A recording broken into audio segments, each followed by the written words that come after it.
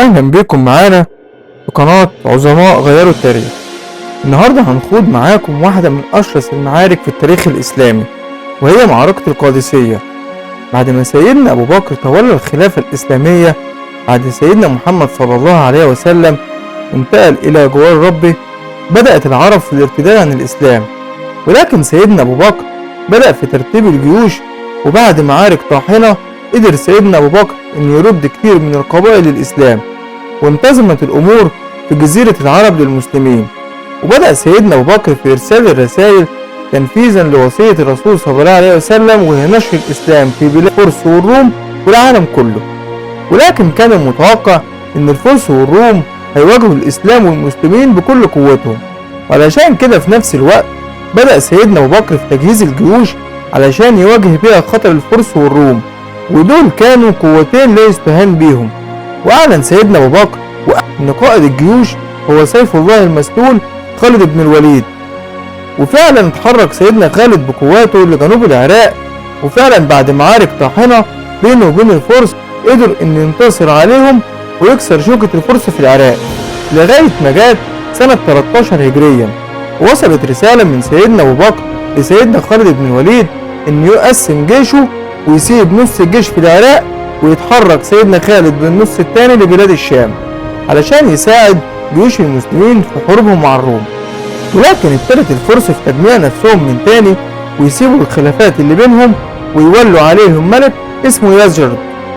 ولما تولى يزجرد امور الفرس بعد عنده واسمه رستم، وولاه قيادة جيوش الفرس. ولكن في نفس الوقت كان توفى سيدنا ابو بكر الصديق، وتولى الخلافة سيدنا عمر بن الخطاب. وصلت اخبار الفرس لمدينة رسول الله صلى الله عليه وسلم، وبدأ سيدنا عمر في تجميع جيش، وكان قوامه 36 ألف مقاتل مسلم. وأشار عليه الصحابة أن قائد الجيش يكون سيدنا سعد بن أبي وقاص، بعد ما كان سيدنا عمر كان هيقود الجيش المسلمين بنفسه. وفعلا اتحرك الجيش بقيادة سيدنا سعد بن أبي وقاص لمنطقة القادسية في العراق، وانضم الجيش المسلمين المثنى بن حارثة ومعاه باقي جيش المسلمين.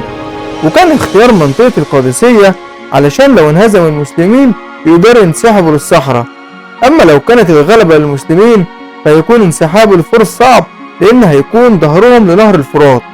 وصل جيش الفرس للقادسية وكان عدده حوالي 120 ألف مقاتل، وكانوا مدعومين بحوالي 30 فيل ضغط. وكانت الأفيال في الوقت ده كأن جيش بيمتلك دبابات، وطبعا الأفيال كانت بتخوف الخيول وتخليها تهرب من قدامها، وبكده ما يقدرش الفرسان المسلمين انهم يسيطروا على خيولهم. وبدأ سيدنا سعد بن ابي وقاص بارسال الرسل ليزجرد علشان يعرض عليه الاسلام او الجزية او الحرب، ولكن يختار يزجرد الحرب، وخصوصا بعد ما عرف عدد جيش المسلمين. وفي اول يوم للحرب حضر وقت الظهر والجيشين واقفين قدام بعض، وصلى سيدنا سعد بن ابي وقاص صلاة الظهر بالمسلمين، وقرأ على جيش المسلمين سورة الأنفال بعد ما حس ان في جزء من قوات المسلمين قربت انها تخاف من عدد واسلحة جيش الفرس. ولكن بعد ما قرأ السورة بدأت الامور تكون هادية بين جيش المسلمين. ولكن حصل شيء غير متوقع، وهو تعب سيدنا سعد بن ابي وقاص فجأة، واخدوا عدد من قوات الجيش المسلمين لمكان قريب من ارض المعركة، واكتشفوا ان في دمامل في ظهر سيدنا سعد، وانه للأسف مش هيقدر يخوض المعركة بنفسه. وعين مكانه الصحابي خالد بن عرفطة علشان يقود جيش المسلمين. واختار سيدنا سعد بن أبي وقاص مكان قريب جدا من مكان المعركة، وهيقدر من خلاله انه يكون كاشف ارض المعركة بالكامل. وكان اتفاق سيدنا سعد بن أبي وقاص مع قادة جيوش المسلمين ان اشارة المسلمين علشان يبدأوا الحرب هي 4 تكبيرات. بعد اول تكبيرتين يشهر جيش المسلمين سيوفهم، اما بعد التكبيرة الثالثة يخرج 4 من فرسان المسلمين علشان يطالبوا مبارزة عدد من جنود الفرس. ودي كانت عادة العرب في الحرب، ان قبل بداية الحرب كانوا يطلبوا المبارزة كنوع من تدمير نفسية لجيش العدو. وفعلا خرج 4 من جيش المسلمين، وهم ربيعة بن عثمان وغالب بن عبد الله وعمرو بن معد يكرب وعاصم بن عمرو التميمي رضي الله عنهم وارضاهم. وخرج 4 من فرسان فرس، وقدر 3 من قادة المسلمين انهم يقتلوا 3 من جيش الفرس، وهرب الفارس الرابع ورجع لجيشه. وامر القائد رستم ان جيش الفرس يهجم من الميمنة والميسرة، ويكون الهجوم مركز على ميمنة جيش المسلمين. وطبعا دخلت الافيال المعركة، وكانت سبب حجمها وصوتها كانت بتخوف خيول المسلمين. وبدأ الوضع يسوء في جيش المسلمين من ناحية الميمنة، وقرر رستم انه يهجم بباقي جيشه علشان يقضي على جيش المسلمين من اول يوم في المعركة. ولكن امر سيدنا سعد بن ابي وقاص عاصم بن عمرو التميمي اللي كان قائد ميسرة جيش المسلمين انه يدخل بقواته ويحاول يهاجم الافيال ويقضي عليهم.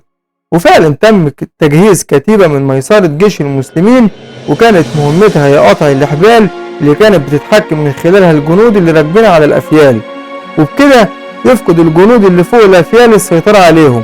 وفعلا قدرت كتيبة المسلمين إنهم يعملوا كده، وبدأت الأفيال إنها تجري بشكل عشوائي وتدوس على قوات الفرس. وفعلا بدأ جيش المسلمين إنه ينظم نفسه من تاني ويضغط على قوات الفرس. وانتهى اليوم الأول في المعركة بعد استشهاد عدد كبير جدا من جيش المسلمين، وطبعا كان يعتبر انتصار مبدئي لجيش الفرس.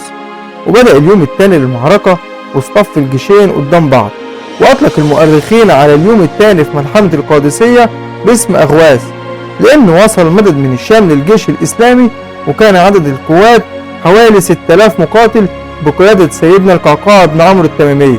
وكان أخو عاصم بن عمرو التميمي زي ما قلت لحضراتكم إنه كان قائد ميسرة جيش المسلمين.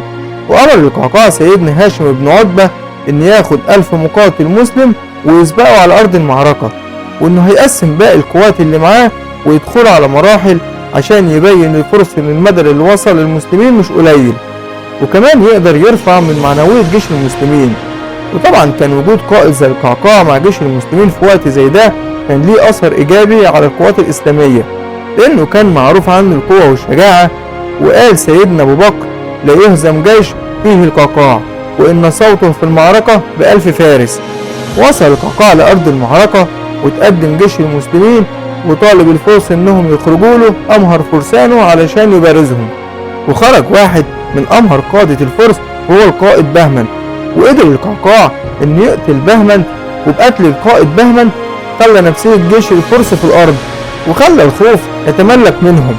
وبدأ جيش المسلمين بالتكبير والتهليل بقتل القائد بهمن، لأنه كان قائد جيش الفرس في معركة الجسر واللي انهزم فيها المسلمين، واللي إن شاء الله هنعمل حلقة عنها قريب جدا. وقرر القعقاع طلبه من تاني علشان يخرج للمرة دي الفرزان قائد مؤخرة جيش الفرس ويبرز القعقاع ويقتله. ويقرر القعقاع طلبه، وكل ما يخرج له فارس يقتله، لغاية ما التحم الجيشين من تاني. تفوق جيش المسلمين في اليوم ده كان واضح جدا، لأن القادة المسلمين أمروا الفرسان إنهم يلبسوا خيولهم أقنعة علشان تخوف الأفيال وما تقربش منهم. وانتهى اليوم الثاني في المعركة بانتصار جيش المسلمين، وقدروا إنهم يعوضوا خسائر اليوم الأول من المعركة. وفي اليوم الثالث أمر القعقاع كتيبة من جيش المسلمين إنهم يبعدوا عن الجيش، وأول ما يلتحم الجيشين يدخلوا المعركة كأنه مدد جديد جاي لجيش المسلمين. وفعلا بدأ اليوم الثالث للمعركة، وكان جيش الفرس معنوياته في الأرض، وخصوصا بعد ما تم قتل معظم قادة الجيش وقتل عدد كبير من الأفيال. ومش باقي من الأفيال غير كام واحد، ولكن كان في فيل أبيض ضخم. وأمر سيدنا سعد بن أبي وقاص القعقاع إنه يكون مجموعة علشان تهاجم الفيل ده بالذات ويقتلوه. وفعلا قدر القعقاع وأخوه عاصم إنهم يقتلوا الفيل الأبيض الضخم. وبدأت الأفيال التانية تهرب وتدوس على جنود الفرس، وقدر جيش المسلمين إنهم يدمروا أهم سلاح في جيش الفرس. واستمرت المعركة في اليوم ده لمدة 24 ساعة بدون راحة للجيشين. وبدأ اليوم الرابع والجيشين ملتحمين، ولكن قرر القعقاع إنه يشكل كتيبة مكونة من 3000 مقاتل علشان تهاجم قلب جيش الفرس ويقتلوا القائد رستم، وبكده يقدر ينهي المعركة لصالح المسلمين وتنسحب الفرس. وركز القعقاع الهجوم على الميمنة والميسرة لجيش الفرس علشان يدي الفرصة للكتيبة اللي هتهاجم القلب انهم ينفذوا مهمتهم ويقتلوا القائد رستم. وفعلا يقدر سيدنا هلال بن علقمة ان يقتل القائد رستم ويقول مقولته الشهيرة: قتلت رستم ورب الكعبة. وتم قتل عدد كبير جدا من قادة الفرس في اليوم ده، وبدأ جيش الفرس في الانسحاب لنهر الفرات بشكل عشوائي بعد ما الجنود عرفت بقتل القائد رستم، وأسر المسلمين عدد كبير جدا من جيش الفرس وتم قتل الآلاف منهم. وبكده تنتهي معركة من أشرس المعارك اللي خدتها الجيوش الإسلامية مع الفرس، وكانت خسائر المسلمين حوالي 8500 شهيد، أما خسائر الفرس فقدرها المؤرخين بحوالي 40,000 قتيل. وهنا انتهت حلقة النهاردة. لو عجبتكم ما تنسوش الاشتراك في القناة وتفعيل زر الجرس علشان يوصل لكم كل جديد، وكمان مستني تعليقات حضراتكم على الأداء، أو لو في قصة حابين نعرفها مع بعض ياريت تكتبولي في الكومنتات. السلام عليكم ورحمة الله وبركاته.